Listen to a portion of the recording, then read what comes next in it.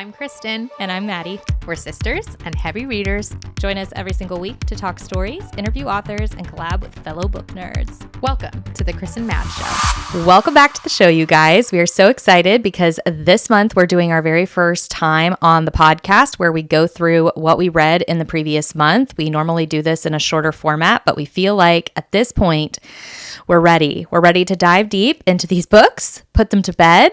And so we're so excited to share with you all of the things that we read in May. I feel like there were some bangers and there were some real duds. It's really interesting because sometimes I feel like we have months where we're both kind of like books were a little bit more meh, but this was like extremes. There were like 1 stars, many 5 stars. I had a DNF this month.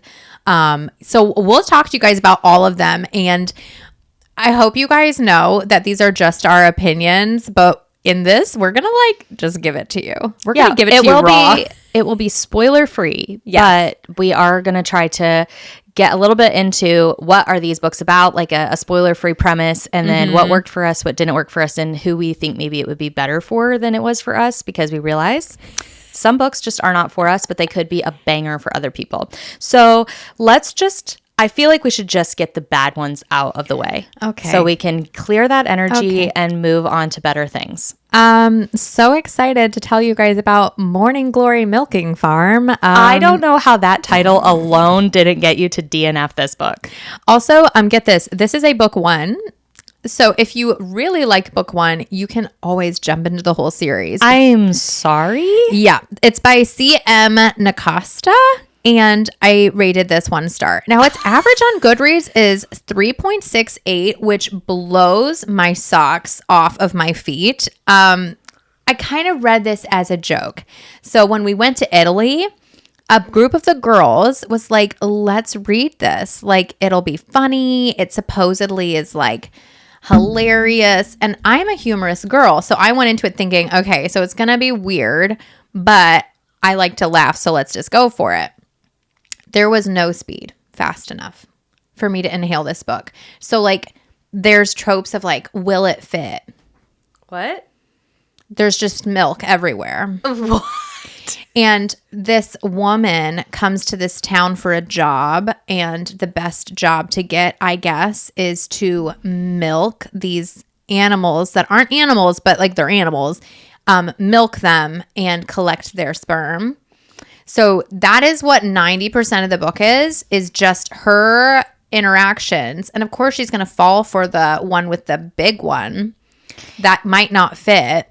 Guys, so it was monster erotica, but was there a plot? Like, do they fall in love, or is it literally just like, oh, I have to do this job and it's like really arousing, and now like maybe I have a kink for monster sex? It just felt like a really drawn out porno that had no plot. Like, the plot was, when are they going to try to see if it fits? And her being like, I think I'm actually into this. And I was like, no, waste of my time on planet Earth. Are you actually kidding me? Like, it wasn't even not hot. Funny. You know what? Not funny and not hot. I said, you had one job to do. Like, if it's erotica, you better be turned on. Like, you better be having a good time. Oh, I was turned off. It was like cringe fest. Did anyone else enjoy it? I don't know. I think people laughed through it. I have heard from my friend Gina. I'm putting her on blast. I have also heard from Michael Kist that, like, I think because people go in expecting nothing and just like expecting cringe and humor and weirdness, awkwardness, they're like surprisingly well written, surprisingly gripping. I was like, what? Here's my take. Not well written. Absolute waste of paper.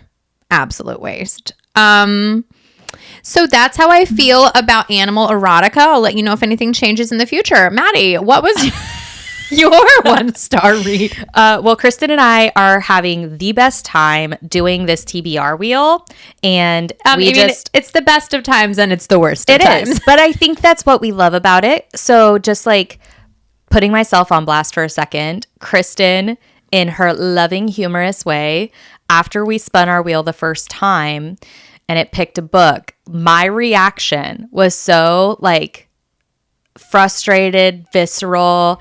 I could not contain it. I have no poker face. And Kristen just looked at me and laughed and goes, wow, Maddie, you have so much difficulty giving up control. And honestly, I was like, you're right. Not me calling out your shadow. I was like, you're right. I don't like this, but I think it's been ever since I just like confronted that, I'm having the best time. And I think anytime I can do these little practices, however serious or silly they are, where I'm just like, you know what? Maybe I don't know what I really need this week. Maybe I don't know what I want or what I need. And maybe I can just give this up to chance and surrender and go along for the journey and see what happens. And that's what I'm doing with the TBR wheel in a totally not like deep way. You know what I mean? Like it's so low stakes. And let's be real, I've literally purchased all of these books because I thought I would like them. So it's like, It's not a huge gamble, but it's just this fun exercise I'm doing that I didn't even know I was doing for my mental health and for my growth. But apparently I'm growing because I'm just like, you know what? I'm going to do this. I'm not going to respin. I'm not going to cheat. I'm just going to freaking do this.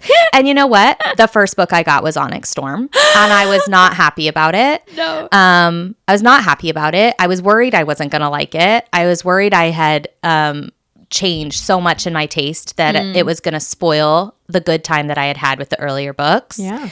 And you know what?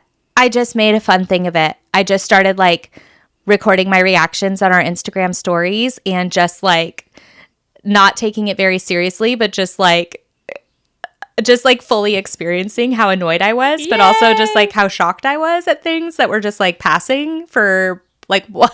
This made it in? This got past the editor? Why? What's happening? So I did rate it 1.25 stars.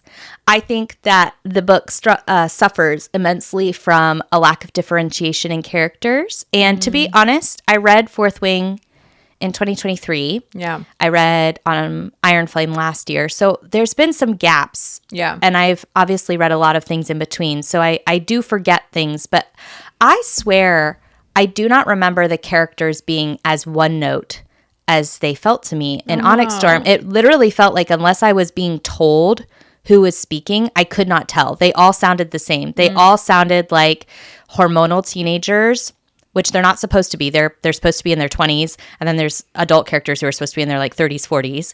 And all of them sounded like 12-year-olds who are mad at their mom for existing. Like, not because I can't go to the mall, not because you took away my allowance, not because you grounded me. Like, I'm just pissed that you're there and that there's an authority in my life that I have to listen to who's not as smart as me. That was every single character, male or female, no matter what faction, no matter where they are in the authority hierarchy. They're all just angry all the time. Even the dragons are angry and pissy all the time. The way they talk to each other is just like the same. And then the plot was convoluted, and there were a lot of things that were added like just conveniently, like, oh, I just came up with this right now because it would work in this moment, so let's just throw that in there. And then the whole action, the whole plot was like, we leave the school to go search for an item, we come back to the school. We leave the school to go search for a being, we come back to the school. We leave the school to go do this because we got punished, we come back to the school. We leave, we come back. We leave, we come back. And it was like, what are we gathering? Why are we gathering it? What does it matter to the overall plot? Like, why? There were just too many plot threads going on, and none of them were relevant enough to get me to care. And that's before we even talk about how cringy the romance is. Like, I wanted to enjoy the moments, you know, like, well, at least Xaden's super hot and he worships Violet, and like they have these steamy scenes. No, I could not even understand the mechanics of the sex scene. And I'm not the only one, because this is apparently like a trending thing online. Like, nobody understands how it worked. Nobody knew where he was or what he was doing. Nobody understands where the furniture was placed in that room. Why are we in a chair? And why is she being propped up by shadows on a chair? I don't understand. It just did not make sense to me. I'm like, sir, get out of here. Lick a finger. Turn the page. It's like, over. You gotta let that go. And she was able to unhaul it. So positive, you now have more space on your bookshelves. The way I had a signed copy of Onyx Storm from a dear friend. Love you, Alex. Who got it signed in person. Beautiful. I had the beautiful Barnes & Noble edition, and I unhauled that so fast. I could not have that in my space. Considering unhauling the entire series. I am literally considering unhauling the whole series. And I rated Fourth Wing 5 stars. I just think, we've said it before on this podcast, I will say it again. My theory is she just is not given enough time to develop this world, and that the publishers did a money grab and made what should have been a 2 to 3 book series a 5 book series, and there's not enough substance there for that to be earned. So I don't think it's good, guys. I don't think it's good. I am, however, very encouraged because the next book Kristen is going to talk about, I'm just guiding her, is a romantasy that apparently slaps. I was this close to just giving up on romantasy altogether after I read Onyx Storm, because I'm like, if this is the gold standard of what's happening in romantasy, it is obviously not for me. I do not like it. But then Kristen read a great romantasy that I am considering. I'm not going to. I was considering just totally breaking the rules of our TBR wheel and being like, do I need to buy it? No. But I don't. I think I can just wait till next year because good books will be good forever. But I am excited. I am actually excited for another romantasy. But it was dire there for a second, guys. It was dire. I just read The Night and the Moth, which is a new release by Rachel Gillig. She is also the author of the Shepherd King duology, which Maddie and I both really enjoyed. This book was very good from the first page to the last page. No areas felt like a slog. Nothing didn't ever not make sense. Like, when you're like, make it make sense, and you get frustrated because like a magic system just isn't fleshed out correctly, or like the religion that they're bringing to the table, you're just like, what? I think Rachel Gillig is the queen of romantasy, because if you had to like make a book into a pie, she only really gives about 30% to her romance plot. That's really good. But the other 70%, she is giving you like a tiny map, but somehow like this amazing historic landscape where there's like religion and there's like different people, and then there's like hundreds of years of history that comes up, and there's artifacts, and like you go to all these locations. I felt like the plot was so good because I never felt rushed, but I did feel like I never was like, okay, get to the next. I never felt that way. So this is going to be a duology, like I said, and Maddie can absolutely, if she wants to read it, just wait till the second book comes out. Oh, I might do that. Like, I wish I could just jump into book 2 right now. Guys, this book has like all of my favorite mixings. Okay, so like there is a character. He is a gargoyle. It is inspiring me to get a gargoyle tattoo. He's hilarious. Like, roll on the floor makes me laugh. So funny. And then you have like your main male character. She's constantly bringing up how he's slouching and how he's like trying to pull off that he's not impressive, which is very hot and impressive to me. Like, he's not like, they never talk about like how ripped he is and how he's just like this giant man. This. Like, I think that there are parts of romantasy I'm over, but not that. I'm not over the romance. I'm over like the entire description of a man is what he looks like, his muscles, his abs, what he smells like, how he growls, and that he's like moody and there was like no rude. growling. I'm just like, oh, we could have a whole character here. Like, he could have a personality and goals and ambitions and struggles. Like, he could be a character.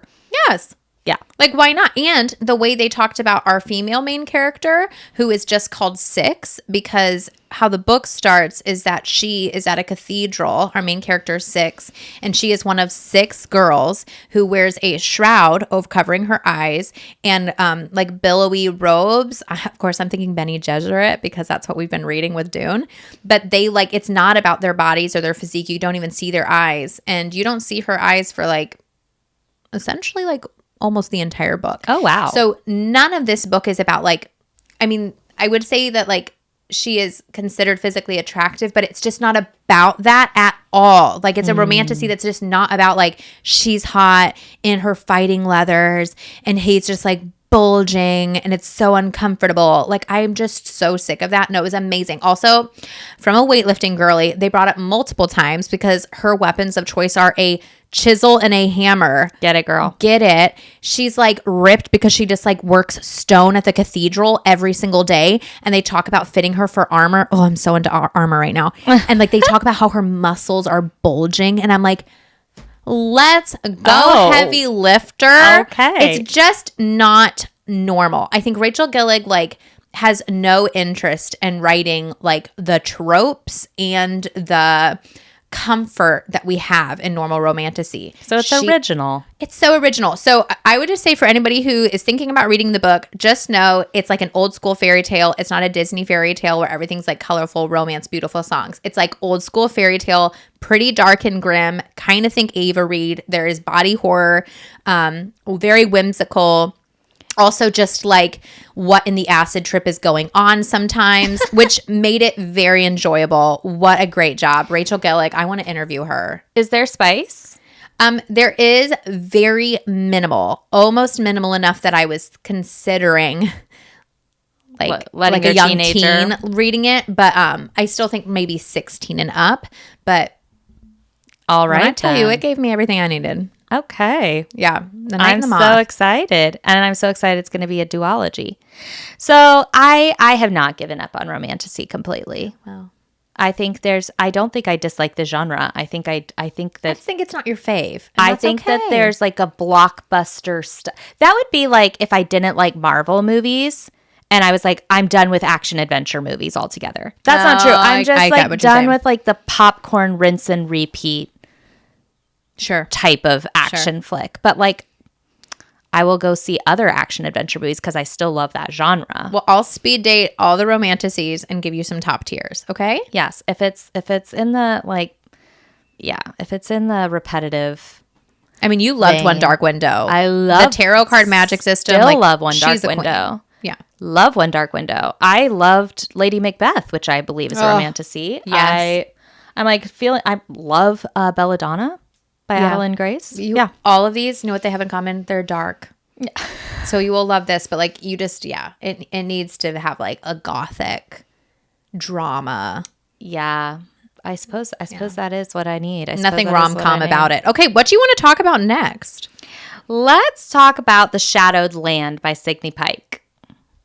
Okay, yes. This is a series that's on my TBR. Yes. Starts with The Lost Queen. And then is The Forgotten Kingdom, and then The Shadowed Land. And she is writing a book 4, although I'm not sure where in history that book falls. So I don't know if it's a continuation of the 3 books or if it's like a prequel book or if it like jumps ahead in time. Not sure. But Signe Pike is like, if you picture Outlander, that style of writing where it's like kind of magical realism, but it's like historic. That's kind of what she's writing. It takes place like in 500 AD, and it is about the real people that the myths of Merlin and like Arthur the Round Table, that kind of myth is built on. So she has done all of this research, like real historic research of these places and these kingdoms and these people who really lived. And she's found Lailoken and Langorith, and they are twins, brother and sister, who were part of these kingdoms in what would become the United Kingdom before Arthur came into power.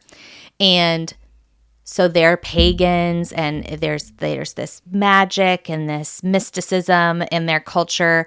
But slowly but surely, all of these like petty kings are being conquered and taken over, and Christianity is coming to the kingdoms, and so their paganism is kind of under threat. And so under this backdrop, or on this backdrop, you have the first book, The Lost Queen, which is all about Langorith, and it's phenomenal.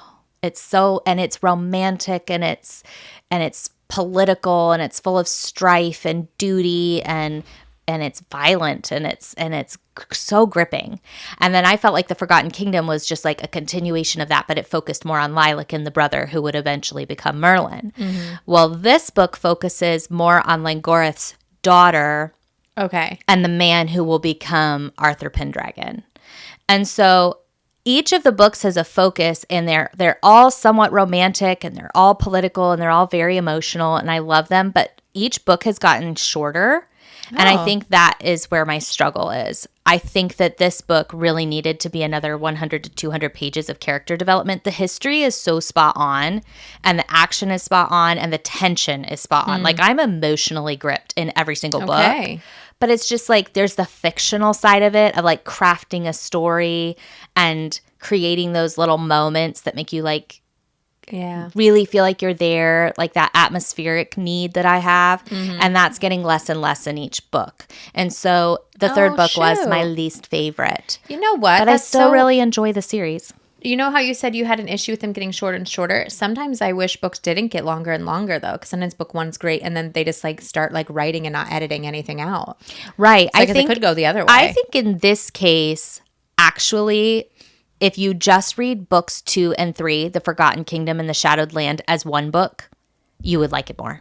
Okay. It like if you just thought of it as a duology and you combined books 2 and 3. It's like books 2 and 3 don't really stand very well on their own, if that makes sense. Although book 2 really, it did fine. It did really good. And it ends with the battle, so it has like a normal story structure, whereas book 3 really doesn't have a normal story structure. So I just was like, I feel like I'm almost reading like a novella or something. Should I just like wait till it's all out? Probably. I mean, for you, yes, probably. Oh, it's on my physical TBR wheel.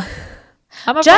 I would just read the first book then and don't worry about continuing the series until the rest of the books are out. But I mean, book 1 does end on a pretty big cliffhanger. Dang it. But yeah, I love the romance in this series. Okay, love you it. do. Yes. Well, I remember you were painting my bookshelves with me while you were listening to this audio, and you were literally squealing and like annoying me so much because I was listening to a book I was not enjoying, and she's just over there like, it's the best. Oh my God, it's so good. And I'm like, I want to read what she's reading. It was so romantic. Well, it was beautiful.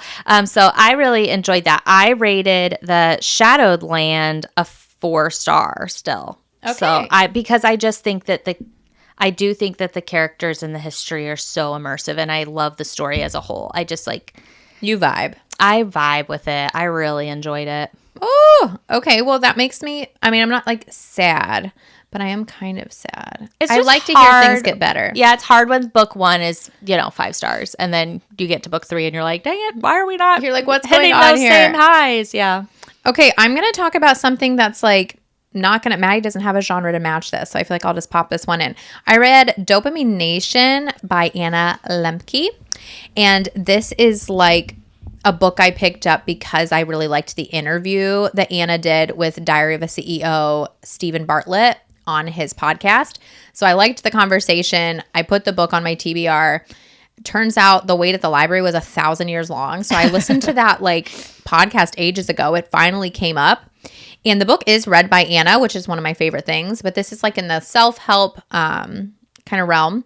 And the whole premise is just her talking about what she has learned about how humans react to dopamine and what we are doing for dopamine to get it. And she is a therapist, so she works with addicts in any realm. So the first part of the book is just literally her talking about conversations she has had with her patients with different addictions and how they like handle that, which as somebody who is not an addict of the things that these people are addicted to, it was mostly interesting. But she has a way of constantly being like, so I know you feel like you can't relate, but check this out. And she'll talk about social media addiction. She'll talk about her addiction, which is to romance and erotic novels. Not to call anybody out on here, but I think our audience Did you feel could called relate. out? I did not, but I understand what she is talking about, that it is a very slippery slope in any area, that when you're getting this thing, dopamine, and it's not that hard to get it, just how quickly we can start becoming lazy for our dopamine. We only do things that are quick and fast, and they are less fulfilling. So it's really a great book. The podcast is phenomenal. So if I had to pick, I would say to listen to the podcast, and I would actually watch it visually because there's some really cool visuals about what happens in our brains and in our bodies when we're getting dopamine. But what was cool about the book is there's a section that they did not go over in the podcast about radical honesty.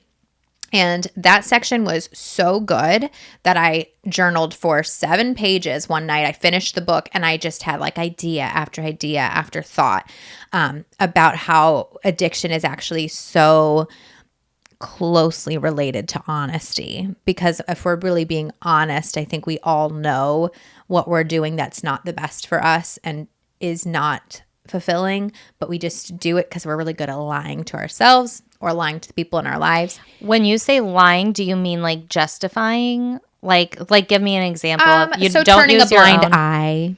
Oh, okay. So like I could say somebody is like, oh Let's my do gosh. it in the context of like our kids. Like if our kid had like, let's say a screen addiction. Okay, yeah. So like I'll be like, so did you have your hour of screen time today? And they're like, no, I still had 30 minutes left. Okay, so did you set a timer for 1 hour?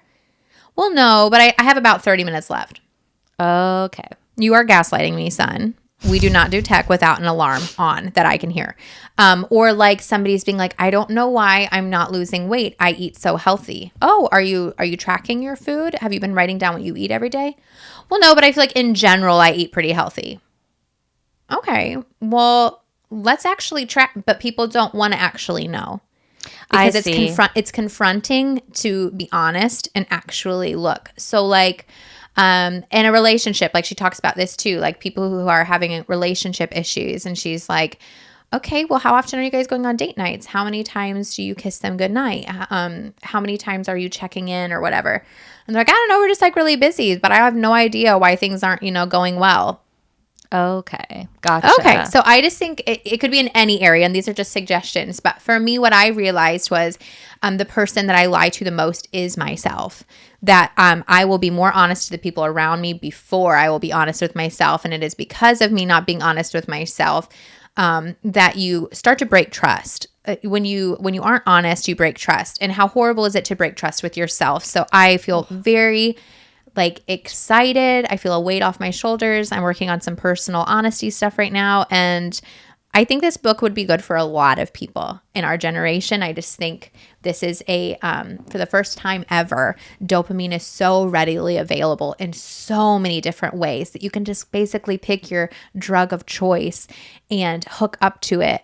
And it's made it more difficult for us to be willing to do a little bit of work to have way healthier forms of dopamine, like exercise, for instance, or doing the work to lead up to sex with a partner instead of just going to a screen or an erotic book.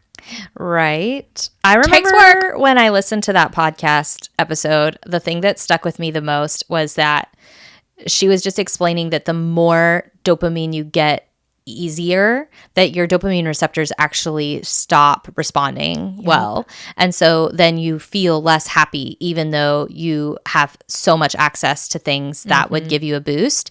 And that actually the delaying of gratification and the working towards the dopamine hit releases such a more lasting high, essentially. And so I was thinking about that with childbirth or a workout, or saving and saving and saving to finally purchase the thing you want, or cooking a long meal. Yeah, cooking for a long time before you sit down and enjoy it. It's where I felt motivated after I listened to the podcast to look for areas in my life where I could delay gratification so that I could make that gratification so much more fulfilling when I get it. And so it's not a question of you shouldn't ever get dopamine. It's just treat yourself, make that dopamine actually be satisfying instead of having it so often that you're really desensitized to it. I just don't want to be desensitized to happiness. Well, exactly. No. Exactly. And I think that's what this book really is about, even though it's called Dopamine Nation, is it's learning how happiness works in your body. Because we think in our society, the pursuit of happiness is so strong. And she's like, you're literally missing the point. Happiness is not just something you can go get. Happiness is something that you create. You're forgetting about the create part. You're just expecting happiness to be a full-time job coming to find you. And she's like, you have to get there, and you have to get creative and try new ways. She was saying that when you get dopamine from the same thing over and over and over and over again, that yes, it lessens the happiness, right? Or the dopamine you're getting from it, and your receptors aren't letting in as much. But also that's why people take things to the next level, is they need more and more and more. I need more. I need more. So a habit that's maybe not a bad habit, and you just do it enough, it can get really bad. And honestly, the things that she talks about of how it's impacting our young people and how it is in general making for a less happy world. Even when we have way less work, we literally have too much free time to focus on our happiness, that it's kind of shooting ourselves in the foot what a good book. What a great one. I mean, literally so short because it's self-help. Those books are never long, but it made me think about you with your series and how you just love a good payoff and you love to do the work. And I was like, because that's what it is. Oh, because there's no higher. Like, it's selfish. It's absolutely enlightened self-interest. But like, I don't do the work because I'm a masochist. It's because the payoff is so much bigger and greater than anything I get from a 300-page like one and doneer that I can see the end coming from a mile away. Like, I just won't get the same satisfaction from that. Yeah, probably because you got enough dopamine from that back in the day. Once you had some good dopamine, man, like that quality, I can't go back. It can be great. Yeah, I just don't want a life where it's like all orgasms, no foreplay. You know what I'm saying? Okay, I heard that. Okay, I'm going to talk about Vilest Things by Chloe Gong. This is the second book to her first book was Immortal Longings. Yeah. I rated that book 5 stars. It was a romantasy. Listen, I love Chloe Gong for romantasy because I would say like in that pie you were talking about, her romance is like 20 to 30%. It's central. Her main character is always going to be involved in a love interest, and that's going to be a central part. But she's fleshing out a magic system. She's always kind of incorporating this Shakespearean influence. At least that was the case with her, like Romeo and Juliet retelling, which was Our Violent Delights. Yeah. These Violent Delights. Yeah. So then this is also a Shakespearean retelling, but this is Cleopatra and Antony. Ooh, desert vibes. Oh, man, I was just gobbling it up in book 1. Book 2 is still solid.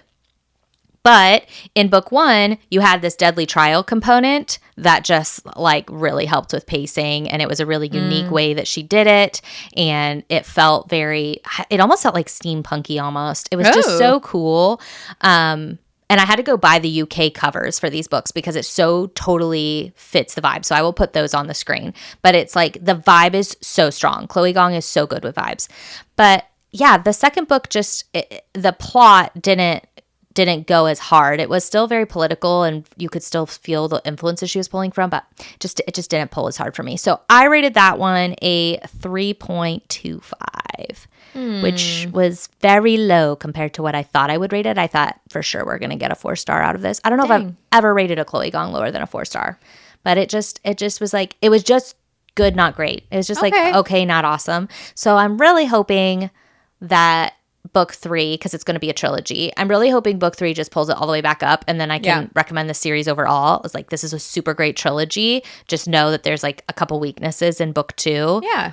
That's what I'm hoping the narrative is going to be, but we will have to see. Jury is out on this series for me, but I can still totally recommend book 1. Like, book 1 is such a good time. See, okay. Well, I'm just so glad that you're reading these books before me because it helps me decide my TBR. Like, I need this. Going back to what we were just saying, like the worst thing for me is when I'm like signed up for a series and it's getting like steadily worse. Not a good feeling. Like it needs to be ramping up. Be better. I'm fine if book 1 is like a 3-star. I just need the end to be like infinity stars. Climactic. Yes. Okay, guys. Stephen King. Oh, yeah. Let's talk 11/22. Is now on our bookshelf. Yeah. Ah. So this was actually our Patreon book club pick. So we read the book in 2 weeks, and then we watched the screen adaptation, which is a show, the second 2 weeks. The third and fourth week. So in a month, we did the reading and the watching.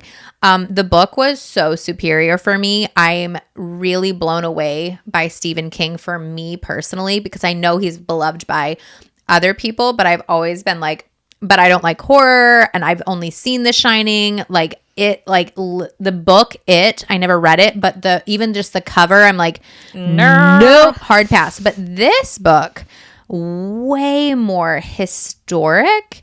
It was not even about necessarily what the cover shows. Like, I was like, this whole book is going to be about the JFK assassination.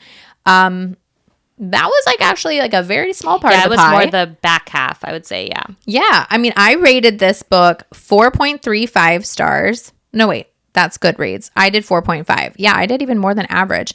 And I think that this book really also just was epic because by the end, it made me cry. Who would have thought a Stephen King would make me cry? Like, right? I'm so surprised. I also rated it 4.5. I think it was immaculately paced for what it was.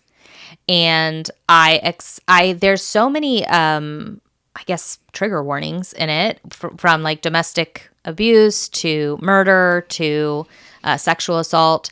There's some really rough stuff in it, but I think the way he told it had a lot of heart. At the heart of the story is a lonely man who finds a sense of belonging and a sense of purpose, but also dances with the idea of fate versus agency and like letting things be versus interfering, which is just really fun on a speculative level. I think the book blends a lot of genres, so it works for a lot of readers because it has that little sprinkle of horror, but it's more like suspense thrillery, but it's got the sci-fi time travel aspect to it. It's got the historic fiction aspect to it because it all takes place around the time of Kennedy's assassination. So I don't know. It just blended a lot of things. It felt a little bit lit-fic at parts and philosophical at parts and really introspective at parts.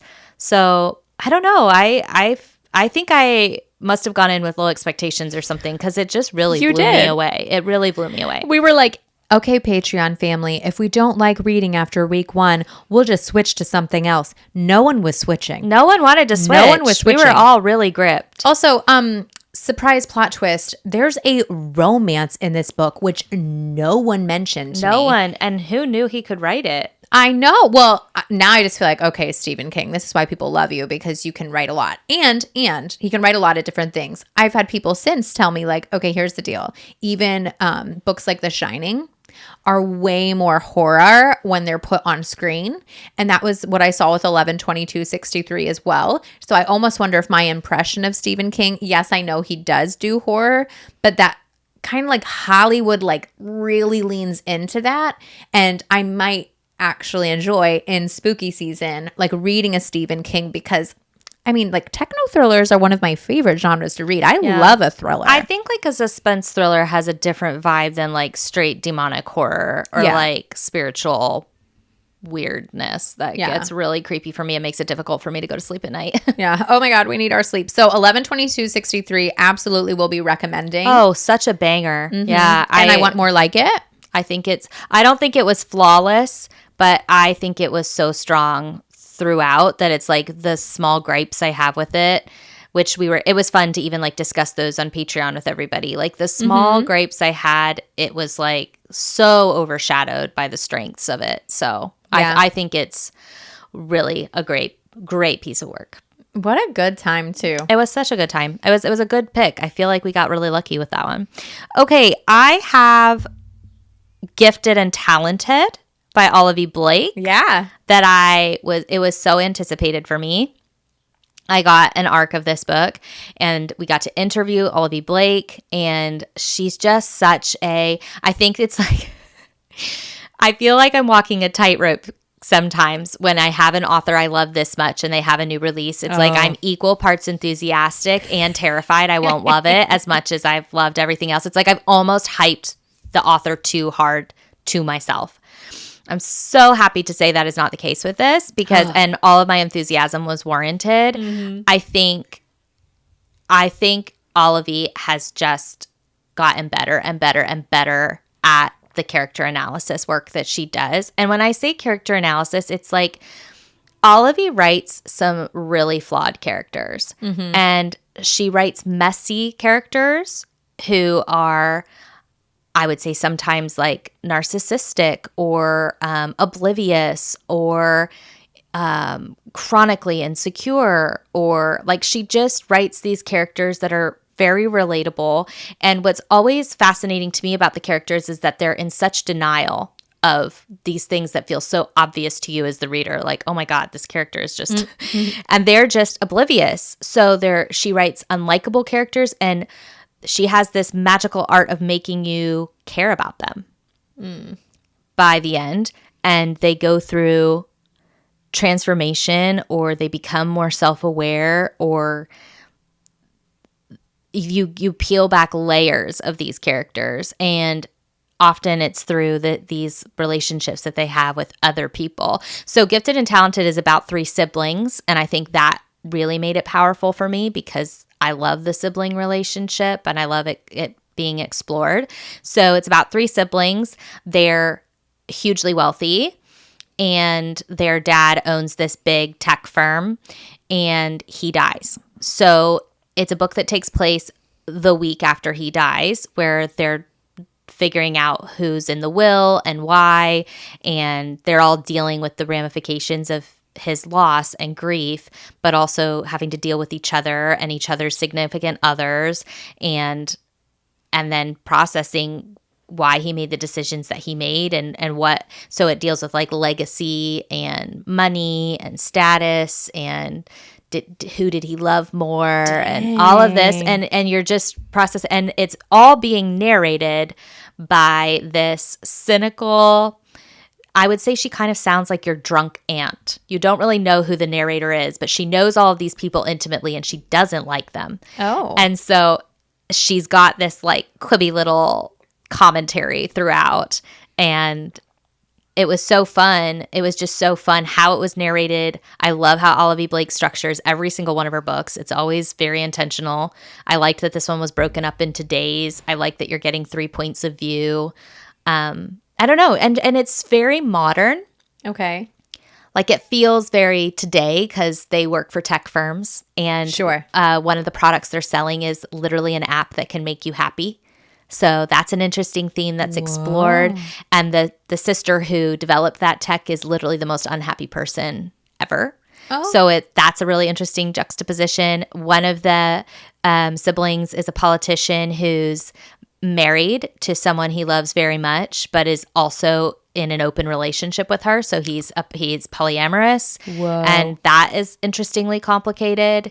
And so yeah, she just tickles my brain. Like there's just so much to explore in it, and I just end up feeling so much emotionally. Oh. And then she's just irreverent. She just puts things on the page that like I think we're all embarrassed to feel sometimes, but she just puts it out there. Yeah. She just word vomits it right there on the page, and it's so articulate and it's so descriptive, and you're just like, yep, that's me on the page. And she just went there. She just said it out loud. Okay, well, I guess we're dealing with this now. So I think in the ways that she makes her characters become more self-aware and introspective, as the reader, you can't really help but become more empathetic, sympathetic, self-aware, and introspective too. Yeah. So I'm an Olivie Blake stan. Everybody knows. I don't know if you could take any of my opinions with any kind of objectivity, but if you're a reader like me, I think you'll be very pleased with Gifted and Talented. I loved it, and I'm so excited for Girl Dinner.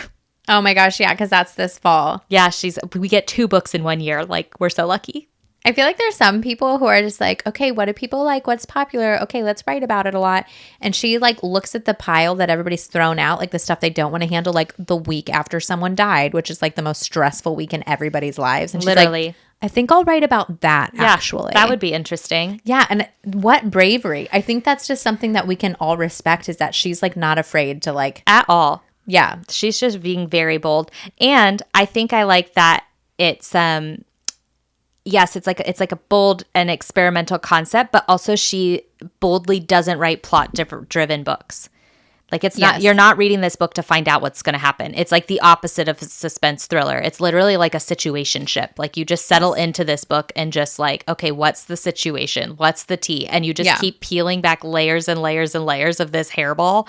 And it's so fun to get to the heart of it. And then that's what you're reading for. Is like you finally get to the center of this onion that just has so many layers. And you just feel like you've been on a journey with these people and really gotten to know them. But you're not really like, what's going to happen? I'll tell you what's going to happen. Their dad's going to die, and they're going to find out who he bequeathed his company to. That's the whole plot. That's the whole thing. But you know what? That's a vibe, and people like to do that, these character studies, these moments in time. Just I love it. I gobble it up. I gave that a 4.5. You did? Oh. Yes. Okay. I really enjoyed it. Oh my gosh, I just noticed there's peanut butter on my nails. Guys, gross. Gross. My family, we love peanut butter. Okay, back to the channel, guys. Dune. Oh, we have to talk about Dune. Dune was a reread for me, and Maddie has a reading guide. If you didn't know, it's amazing and so helpful. You can ask the hundreds of people who buddy read it with us on Patreon that guide was like literally helped people who have DNF'd this book before, like rate it a 5-star. I have it linked in our link tree, which will be linked in the description notes. I can also just link the guide in the description notes. But yeah, it's free. It's up for everybody. It's not an exclusive thing. I just love Dune so much, and I want to make it accessible for people. Well, and she literally does make or break the book for some people, because Dune by Frank Herbert is not like what I would call an easy read. It's great and it's amazing, but you won't really get that if you don't know what the heck is going on. So what we did every week was with Maddie and her husband, the three of us would sit down and go over what we had read that week and, answer questions that people had. And I have such a huge appreciation for this book that I did not get when I was 16 and I read it for the first time and my dad held my hand. I mean, that was great, but like how much can a 16-year-old brain handle, right? Right. Like I was just like in it for the vibes. This is so cool. The vibes are strong. Like I think strong. People watch the movie not knowing anything that's going on. Straight and they're vibes. just like, the music is great. The visuals are great. Yes. It's such a vibe. Yes. Movie adaptations that are just phenomenal. So that was so fun. But what I really enjoyed about Dune on this reread was understanding more of the relationships between Lady Jessica and her son Paul, from the father, Leto Atreides, and his love with his wife. These are things that like... Well, not his wife, but yes. With his concubine, which is almost hotter. I just think that there were relationships that like I completely forgot about. I kind of thought of it as like the plot, the cool planets, pew pew, pike pike. But then reading it, the relationships are fantastic. But also I finally understand all of the political pulling of strings and layers. Such an immaculate plans chess game. Within plans. Like it is like a master class in plans within plans. So absolutely a 5-star read. I feel very, very confident that I actually know what the heck is going on now. And it is hilarious to me how many people have watched these movies not understanding a ding dang thing, but just vibing because Zendaya and Timothée Chalamet. I mean, it's very easy to vibe. Yes. Andrew Butler. I just love that. Austin love that we got to do it with our Patreon. Yeah. I'm so happy people got to use the reading guide. I get something new every single time I revisit the story. Yeah, it's a good one. And it's great. We highly recommend Dune. But do it with a buddy, do it with a guide. Watch the movies. It's a full immersive experience. Yeah. Yeah. Okay, let's talk about Oathbound by Tracy Deonn. Oathbound is the book that taught me that at this point in my reading journey, I am definitely leaning towards waiting till series are finished before reading them. Okay. And I think that was, Oathbound is the one that like did it for me, but I don't know if you've recognized a pattern in this episode, but like Vilest things and Shadowed Land were similar, where it's like, if it's going to be a multi-book situation, I just really want to know that the end is strong and that other reviewers are really vibing with it and that it has a strong arc and a strong land. And Oathbound is good. Oathbound is every bit as solid as Legendborn or Bloodmarked. Mm-hmm. It is missing my favorite character for most of it, so that was tough on me. And it felt like a bridge book. Like it is we're still in development, and I still don't really know where we're going. Okay. But I do think for a young adult series, Tracy Deonn has definitely built in the layers, the themes, the complexity, the good world building, and proven that she can write lots of different kinds of characters with lots of different voices. Like this installment, a lot of the characters you know from previous books aren't even in it. That's wild. And so she introduces like 3 or 4 brand new characters, and they have distinct voices and they are interesting, and I, got gripped into wanting to know more about them. So she's absolutely a phenomenal writer. I love Bree. I love this world. I love that she's playing with, systemic racism in the South, essentially, and somewhat the like underbelly of secret societies and cults and factions that just become very self-obsessed with their own agendas and their own egos. I think the romance was fun and juicy in this installment, but it's just like, it just still felt like a bridge book. It wasn't like a satisfying installment on its own. I was like, okay, wait, what? Like, I need more, and I'm just frustrated now. Like, I should have just waited because I kind of like jumped back in, but I didn't really get that much more out of it for jumping back in. So it's like, do I think this is going to be a banger series? Yeah. Do I think that I'm probably going to recommend it to everyone when it's done? Yeah.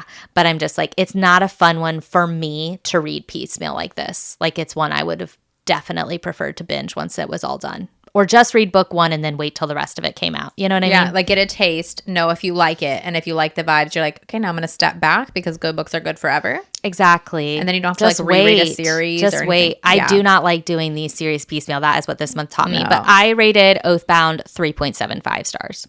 Okay. Yeah. Not bad. Also, kind of sad that's on my physical TBR.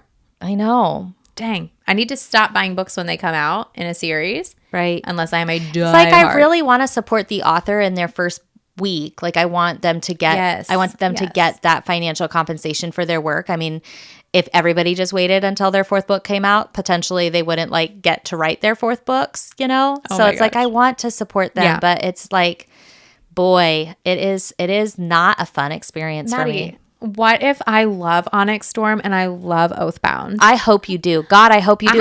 I wouldn't have spent my money on them if I was not anticipating loving both. Yes. Annoying, right? So annoying. Guys, I read Chestnut Springs book 2, Heartless. Okay, I need to hear about this Cade person. Take a seat. Okay. Clench your legs together. Oh boy. Wow. Okay, so book 2 is following a brother. So there's the Eaton boys. So there's a dad, their mom died, there's a couple brothers. The first book follows one brother. Book 2 is with Cade. Cade is the oldest brother. He's 38. He's a man. Okay. He's 38. And he is a dad. He's a single dad. The mommy left. What a bee. But she's missing out because he has land. He's a rancher. So like hot career, gorgeous home, this sweet little boy. And he needs a sitter for the summer when his son is not in school that can live there because he works really long days on the ranch. This is giving Sarah Plain and Tall. It's giving my dream. Okay. So guys, I just learned that acts of service and being stable is the hottest thing to me from this book. There's nothing about this man that is like what you think of as like a model and an athlete. No, he's just a freaking dad. He's like obsessed with cleaning. Okay.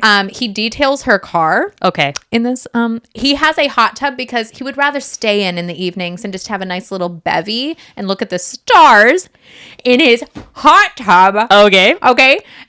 She may or may not get sick in this book, and he holds her hair and gets her everything she needs, gives up his bed. He's just a nurturing, capable, self-sufficient human being.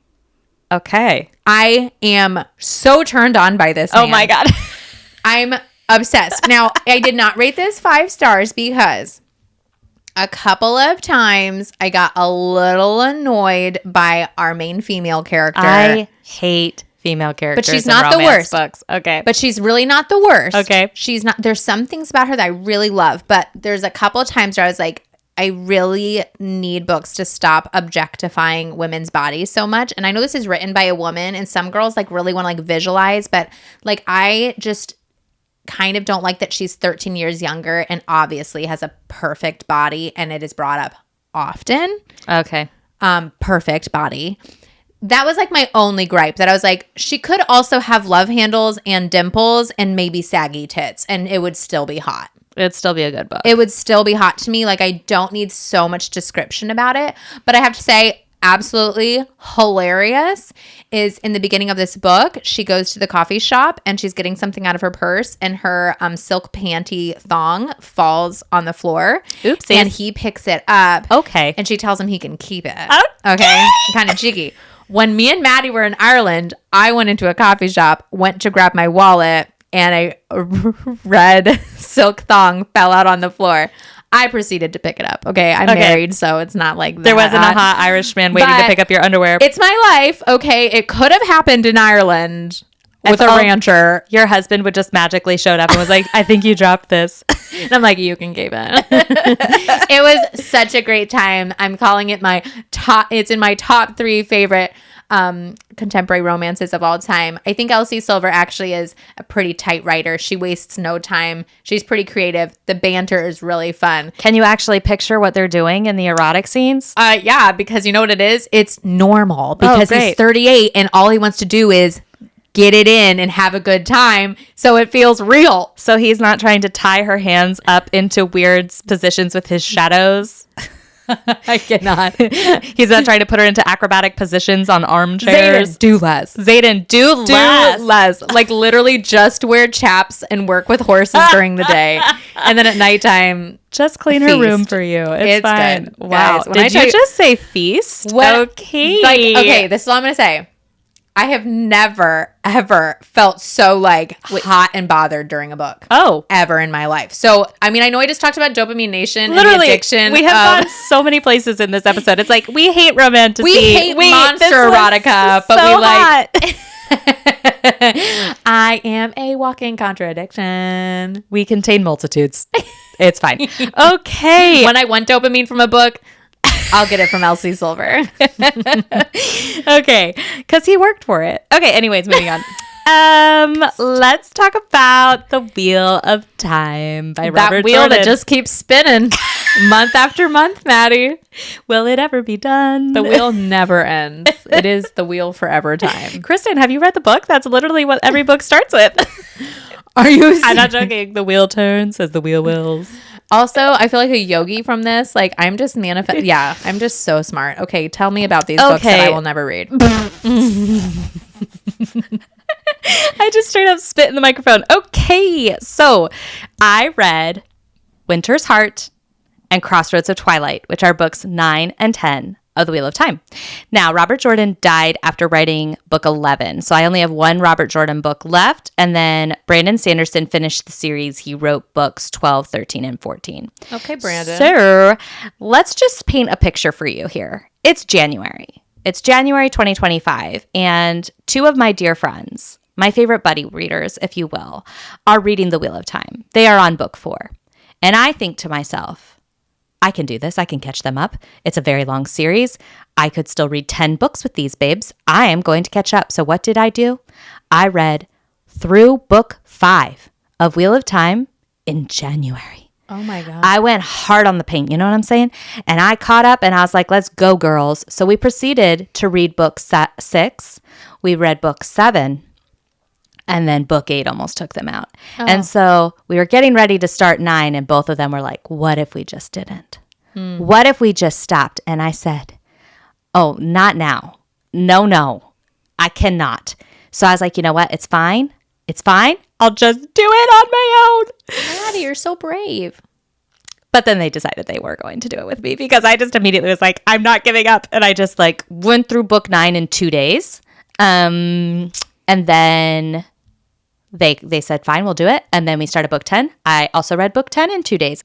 I believe we are basically through the slog. I am so excited because for most of the fandom, people were really, really, really happy with book 11. And then I hear nothing but good things about immaculate payoff from Brandon Sanderson's books in the series. And my brother just read book 13. Sorry. Book 12, which is Brandon Sanderson's first. And it was his first Brandon Sanderson book ever. And he was like, oh, I see now why people say what they say about Sanderson. Like, he's so good at payoff. And I'm like, oh my God. So, okay. So what am I saying here? I'm saying it was a slog. There is no denying. I'm saying I almost lost buddy readers over it. Oh my God. I'm saying like we lost people along the way almost. But what I'm also saying is I have not been this excited about the series the whole time I've been reading it. Like, I am in it. I am motivated. I have momentum. I started the show. Honestly, on any given night, I'm like, let's do Wheel of Time. Like, whether it's watching an episode or reading more of the books, I'm like, I'm in it. I'm in the world. I'm invested. And while I can't say that, like, book over book, each book is great, it's like the world itself, the fandom itself, the experience overall, I'm having a blast right now. And I feel so much excitement for it. Like, I'm not as excited about anything else as I am about finishing The Wheel of Time. And because my brother's just ahead of me and I managed to haul Margaret and Kiara kicking and screaming through book 10 with me.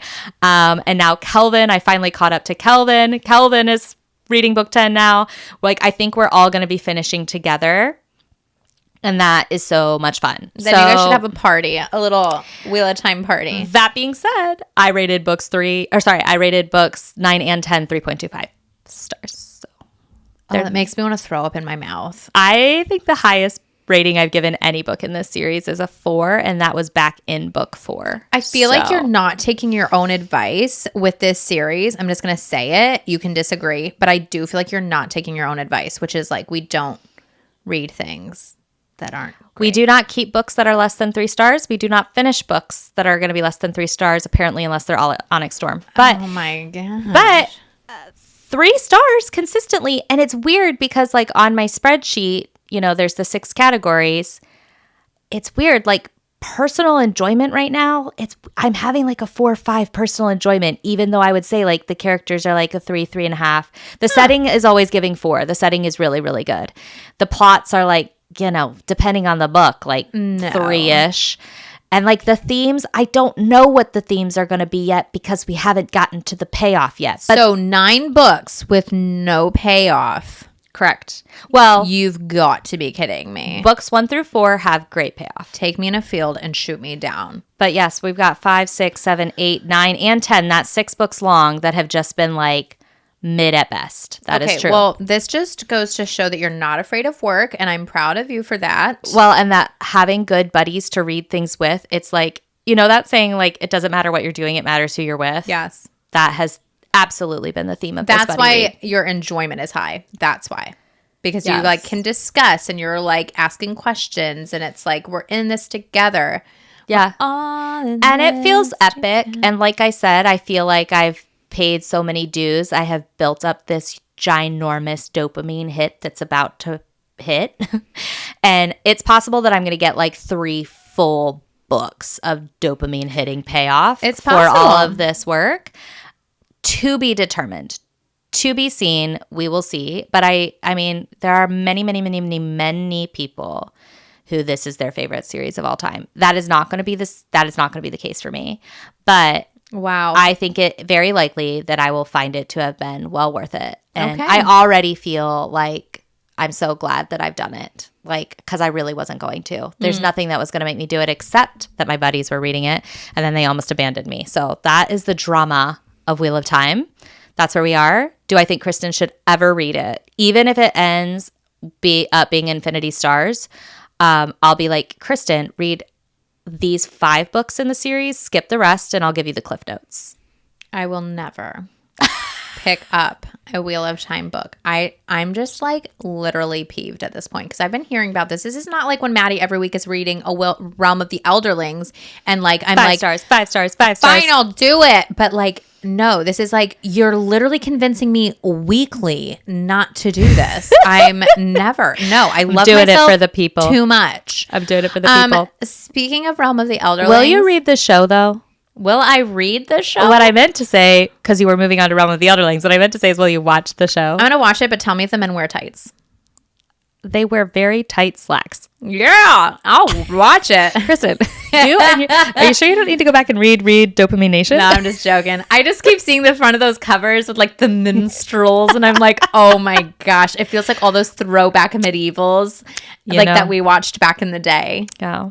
Well, I do want to watch the show, actually. Good. Because I think it will be fun. I think it's time to talk about the best of our month. If you hung with us this long, here's your dopamine hit. Are you still there? This is the Realm of the Elderlings. Yes. Okay. So everybody knows that Maddie loves the Realm of the Elderlings. It's not annoying, but like we know. Okay. I tried book 1 last August and I said, wait, what? Because this is not good, right? So I buddy read it. Like I did all the things you're supposed to do. I'm like, here we go. Did not like it. Okay.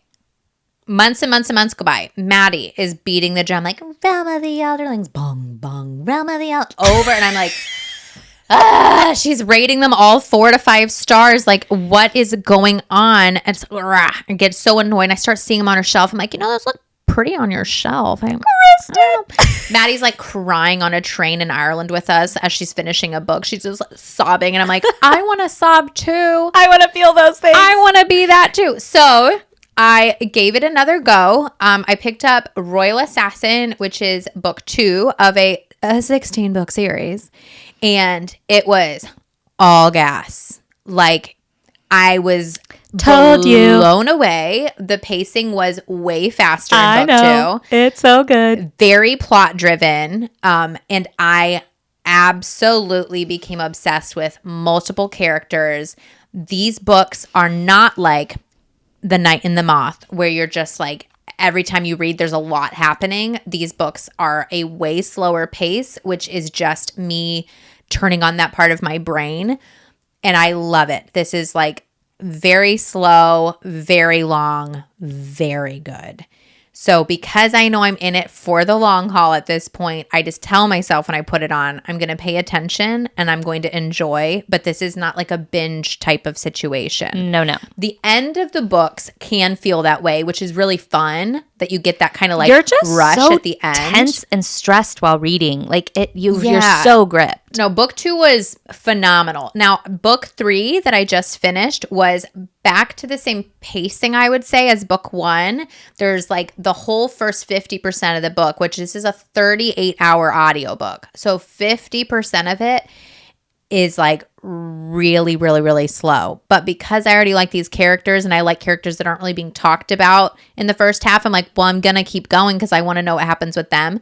By the time we got to the end, I was like, I can't say. Whoa! I know. I said, whoa! It's massive payoff. I'm almost kind of sad because we're going to do the Live Ship Traders, which is the next trilogy in the realm of the Elderlings. We're going to do it in July with our Patreon. Only doing book 1, Ship of Magic. We're only doing book 1. So I'm not going to read any Realm of the Elderlings this month. And I'm kind of sad that I'm going to basically have to wait at least 2 months before I find out what's happening to my peeps from this trilogy. Oh my goodness. But it's good, guys. Like, it's not just good because like you're like, oh, all these bursts of like things happening, which I feel like is how we see a lot of good books. This one's more like, oh, I feel like I'm in a field and you're planting a lot of seeds. And I'm like, oh, I'm going to keep my eye on that. Yeah. And you like, she waters it and you're like, yeah, I haven't forgotten about you. Like, she brings you back. There's lots of like full circle moments. There's lots of like prophecy. What is interesting about Robin Hobb compared to like a Brandon Sanderson, who also writes very big books and long series, Robin Hobb is not indulgent. Not at all. She earns every single plot point. Every single character arc has purpose.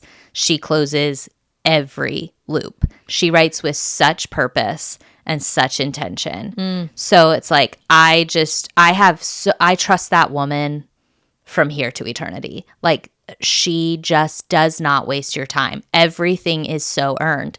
So it doesn't really matter to me that it's slower pacing. Also, she's very consistently paced. It's not like slow, quick, slow, quick. Like, it's just like, it's like always moving forward. And I love her. I finished The Realm of the Elderlings in June. Part of my soul has left my body.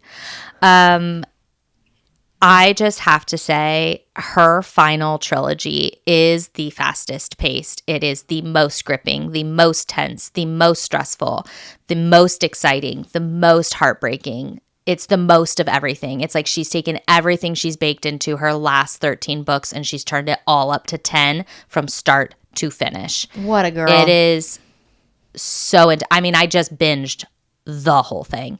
Now, what I will say is, I spent a year reading The Realm of the Elderlings. I read Assassin's Apprentice last May, and it has been such a beautiful year of reading for me. And the way I would say to enjoy Realm of the Elderlings is like, there is no rush. And also, I wouldn't take long breaks between books like Kristen did. Like, if you're going to commit to a trilogy, read that trilogy at whatever pace you want, but don't take breaks. Like, just read it through, then take a break between trilogies. Yeah. And she's paced it that way on purpose. Like, there will be like a breaking point. Like, wouldn't you say it's not like Assassin's Quest ends on a cliffhanger? It's like it was a conclusion of sorts that you can sit with and move into another part of the world for a few books and then come back.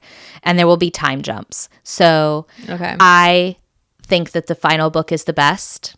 It is so strong. It is so beautiful. It is so earned.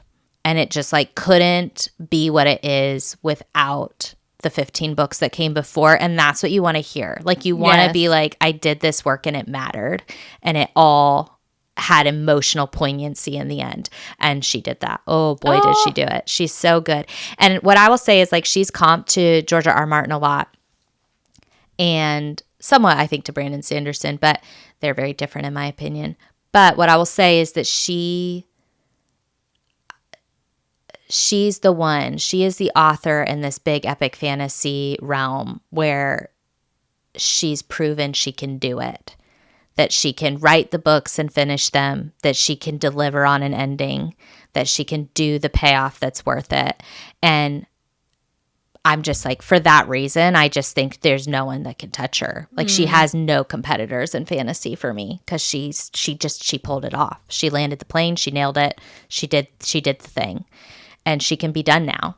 You're selling it again, Maddie. Dude, she's everything to me. I love it so much to see how many people have like watched your reviews and are now, immersed in this series and are having such a good time, because it's not like these books are all like really new.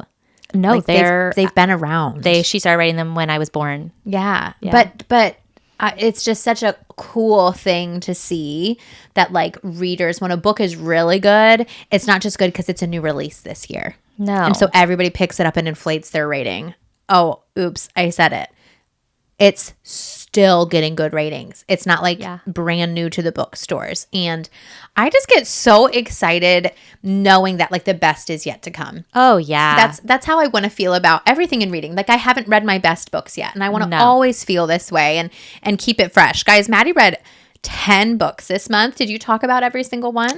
I think I did. Yep. And I read 8 books. We did some really thick ones. So I'm actually really proud that we read as much as we did, because we read some really big ones. But I feel like if I had every month feel as the reading felt this month, I will be a happy reader. I feel like strategically we are on top of it right now, because between our TBR wheel that's giving us random picks, and then the classics we're doing with Patreon, plus the new releases we're doing with Patreon, plus the series that we're making our way through. Like, it's just the best variety. And Kristen always manages to throw in like a self-help, which is so fun, because if she really loves it, she always sends it to me. Mm-hmm. So no, I think it's the best variety right now. I'm having such a blast. And even though there was like a 1 star, it's okay, because there was like my Infinity Star Assassin's Fate, and it was so perfect. Sometimes books that aren't so great make the better ones that much more enjoyable. Juicier. Because you're just like, yes. You just are like, yes, the whole time. This is what I like. This is what I like.